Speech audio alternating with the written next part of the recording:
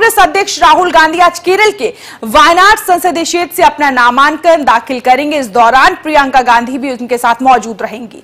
बता दें, हाल ही में कांग्रेस अध्यक्ष राहुल गांधी को लेकर ऐलान किया गया था कि वो अपनी परंपरागत सीट अमेठी के साथ ही केरल से भी लोकसभा चुनाव लड़ेंगे। ये पहली बार होगा जब राहुल गांधी यूपी से बाहर की किसी सीट पर अपनी ताल ठोकेंगे। पार्टी का कहना है कि देश की वर्तमान स्थितियों को देखते हुए कांग्रेस कार्यकर्ताओं की मांग थी कि राहुल गांधी दक्षिण भारत के किसी राज्य से भी लोकसभा का चुनाव लड़े। राहुल गांधी उत्तर प्रदेश के अमेठी लोकसभा सीट से भी चुनाव लड़ रहे हैं, जहां उनका सामना केंद्रीय मंत्री स्मृति ईरानी से होगा। बीते चुनाव में भी उनको स्मृति ईरानी से काफी कड़ी टक्कर मिली थी। 2014 के लोकसभा चुनाव में राहुल गांधी ने बीजेपी प्रत्याशी स्मृति ईरानी को करीब 1 लाख वोटों से हराया था। तो सुबह 10 बजे से 10:30 बजे तक वायनाड पहुंच जाएंगे राहुल गांधी, और राहुल गांधी के साथ उनकी प्रियंका और पूर्वी यूपी की महासचिव प्रियंका गांधी भी मौजूद रहेंगे। सुबह 11:15 पर राहुल अपना नामांकन पत्र दाखिल करेंगे।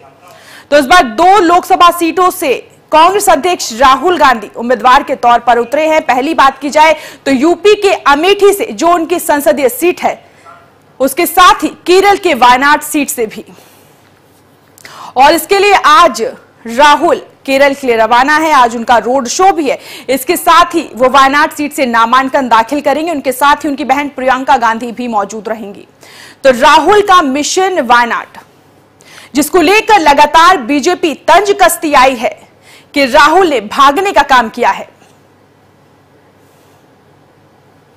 और इस खबर पर अधिक बातचीत के लिए नेशनल वॉइस के एडिटर कुमार भावेश चंद्र हमारे साथ जुड़ चुके हैं। तो भावेश जी, यहां पर राहुल आज मिशन वायनाड पर है, नामांकन दाखिल करेंगे और एक सपोर्ट के तौर पर उनकी बहन प्रियंका गांधी भी मौजूद। बिल्कुल दिव्या, कांग्रेस के लिए जो है आज दक्षिण की सीट पर राहुल का जाना अपने आप में एक बड़ी रणनीति के तौर पर देखा जाना चाहिए। और जहां तक विपक्ष की बात है तो विपक्ष के आरोप अपनी जगह है और वो इसको कैश करने की कोशिश कर रहे हैं कि अमेठी से राहुल भाग रहे हैं। लेकिन अभी तक जो है प्रावधान है उसमें 2 जगह से लड़ने का। तो अधिकतर कई नेता जो है इसका इस्तेमाल करते रहे हैं और राहुल पार्टी अध्यक्ष के तौर पे उन्होंने ये फैसला किया है कि वो वायनाड सीट से लड़ेंगे और इसका लाभ शायद वो उठाना चाहते हैं। जैसा कहा जा रहा है कि दक्षिण भारत में इससे उनकी बढ़त मिलेगी। जो वायनाड सीट है वो बिल्कुल केरल का हिस्सा जरूर है, लेकिन वो कर्नाटक और तमिलनाडु को भी प्रभावित करता है क्योंकि बॉर्डर पे है, वो ऐसा लोकेशन है उसका। और जिसकी वजह से वो ये मान के चल रहे हैं कि वहां आसपास की सीटों पर भी कांग्रेस को उसका फायदा होगा। और वायनाड सीट जिसको लेकर कंट्रोवर्सी भी हुई कि प्रधानमंत्री तक कह चुके हैं कि राहुल ऐसी जगह से लड़ रहे हैं जहां पे हिंदू अल्पसंख्यक है। ये सच्ची स्थिति है, सही स्थिति है कि वहां पे हिंदुओं की संख्या 50% से नीचे है, 49% समथिंग है।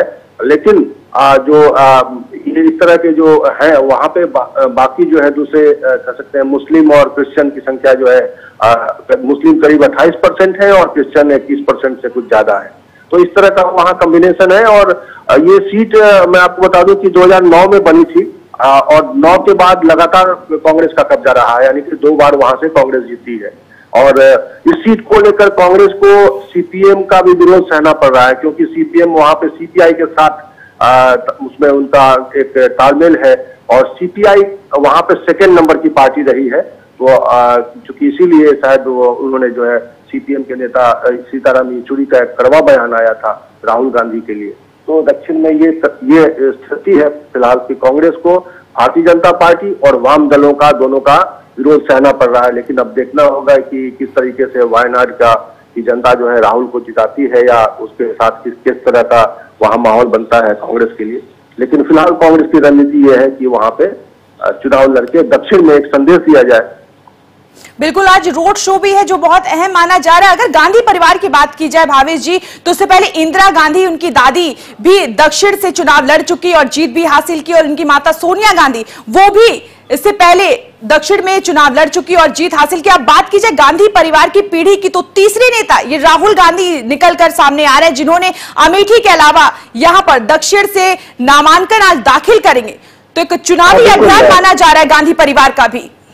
बिल्कुल, दक्षिण भारत में इंदिरा गांधी ने चिकमगलूर सीट से चुनाव लड़ा था और जीता था।